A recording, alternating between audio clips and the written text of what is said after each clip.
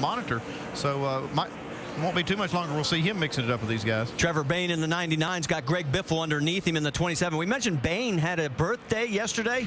He said, I asked him, what happened? Anything special? He says, no, until I got back to my hotel room, there were 750 balloons in his hotel room. Can you fit that many in a hotel room? He slept with them. He says, I didn't know what to do with them. Biffle going down low all the way to the apron. All four wheels. Yeah, that's exactly what we talked about in the opening of the show, that you could utilize that apron. There's only 14 degrees of banking and a lot of asphalt up there, but these guys will get on the apron, get their car turned where they can get back to the throttle. Biffle, one of the best at doing that. Right side of your screen, Allgaier and Brad Keselowski. That is for 7th, along with Jason Leffler in that mix as well. Now remember, those are the two Penske cars. And Brad in the 22. As here comes a Leffler right back underneath him. You see Brad Keselowski just really drove the car in the corner hard, but he really paid the price coming off the corner.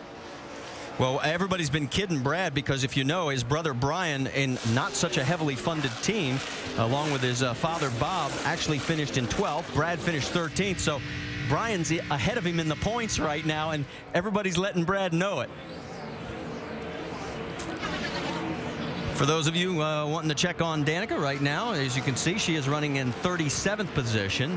She's gotten around Eric McClure and Josh Wise, still one lap behind the race leader. Yeah, and speaking of Danica and thinking about that issue that she had of getting into the corner, I think they're going to have to do some things a little different with her car to get her tight enough to get into the corner, and then they'll have to work on probably being too tight in the center, but they need to let her be able to get down there where these other drivers are driving down in. Trevor Bayne underneath him, the 27 of Biffle. Again, boy, Biffle just loves that low line there. Leffler on the high side in the 38. Vince, what's the latest on Biffle?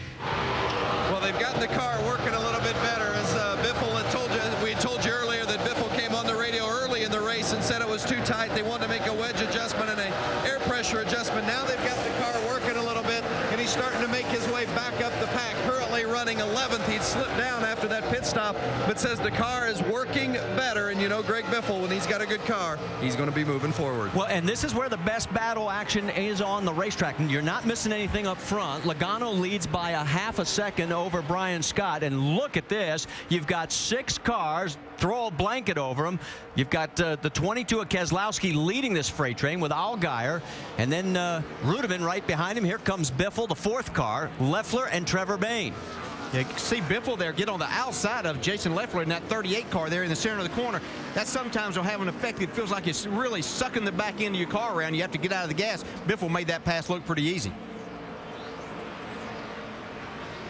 The various lines we keep seeing lap after lap, and now looks like the RW racing machine has hooked up. You've got Brendan Gaughan right in front of Stephen Wallace. Stephen coming off that top 10 run last week at Daytona, really loving this new Toyota. I said, how's the spirit of the crew? He goes, oh, day and night. He says, well, we really feel like we can do it. And right now they're running very well in tandem with their teammate as they try and work their way back up towards the top 10. They're 15th and 16th. So you really got to hand it to Brian Scott right here in this 11 car. He is hanging right with Logano. And we're talking about all the teams that have really not been able to close the gap on Joe Gibbs Racing. And here's the team that has. I mean, I just wouldn't have thought that Brian Scott would have been the guy that would be challenging these guys today. But here he is. Look at him get this big run up off the top. One of the trademarks of Joey Logano is he's always been there late in the race, not really led a lot of laps, but still manages to win. Well, he's led 43 laps today. That's more than his last 8 starts combined, and he has won twice in those last 8 starts. Kansas and right here last October at California. Not afraid to search around for a better groove, too. He's working that high side on Logano. Yeah, Joey Logano might find himself racing somebody a little different. It's normally been Kyle Busch, his teammate, that he's racing at the end of these races. But Brian Scott doing a fantastic job here today.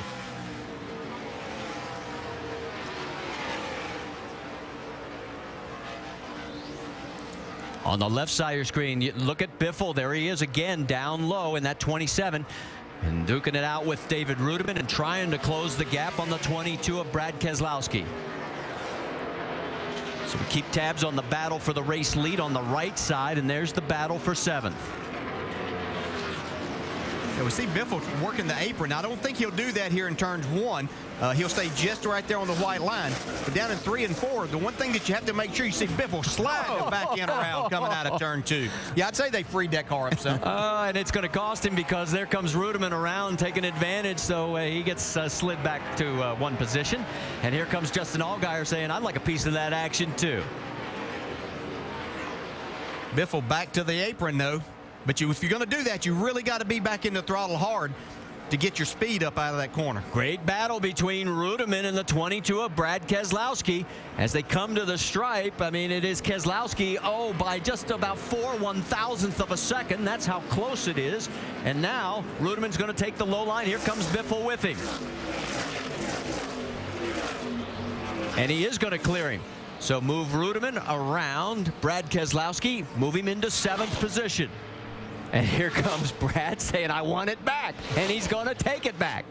Meanwhile, here's the battle up front. Still as close as the last time we checked it.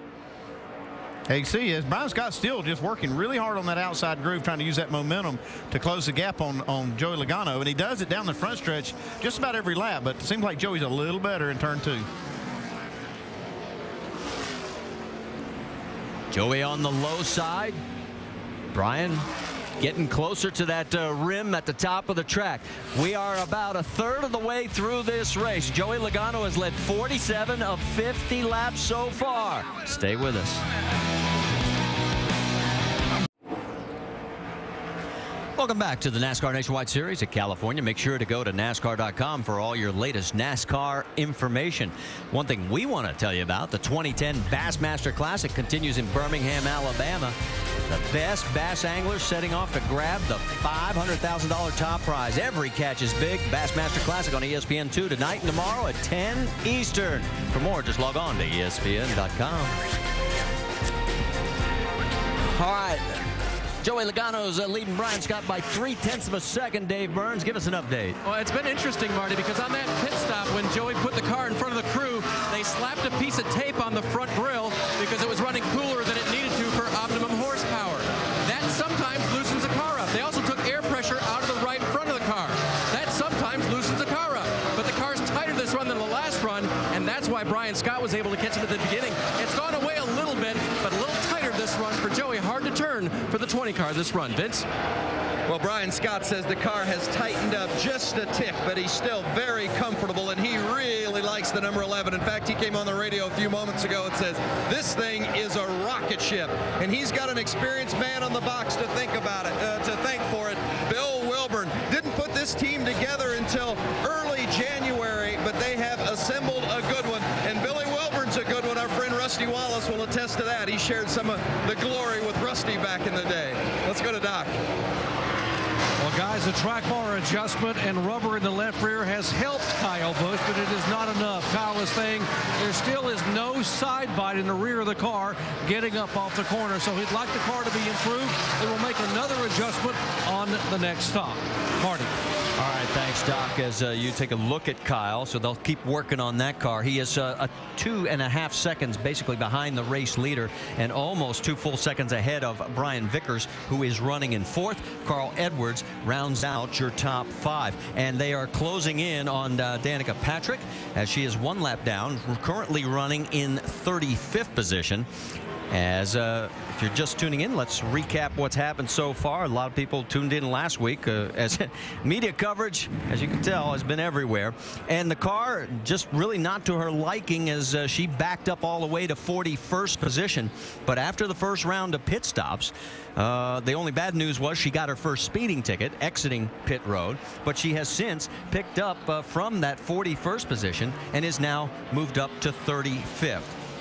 And her lap time's about a half second better. Yeah, just watching the lap times this run versus last run, maybe even a little more than that. Not more like 3/4 of a second faster this set of runs or set of laps in this run. So she's definitely improving, and that's what she needs to do. And that's, you know, keeping the car in one piece and getting better every lap. That's what they set out to do. I'm going to see if I can make it work better up top. Are people up top? Yeah, there's a handful. Certain cars are. You were talking earlier about how she has to force her way into that corner. She has to actually make it go faster to correct the problem. Well, the speed, if you carry this car on down in the corner, you're going to have a little tighter aerodynamic.